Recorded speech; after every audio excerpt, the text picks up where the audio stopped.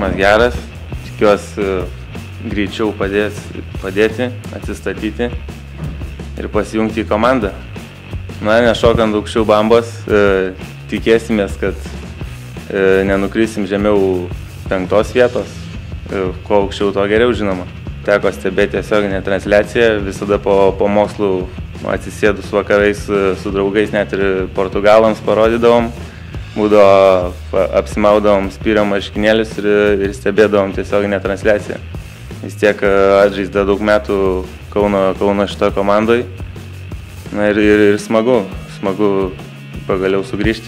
Tikiuosi iki Liepos 30 dienos pavyks atsigauti ir padėti Kauno Spyrio komandai.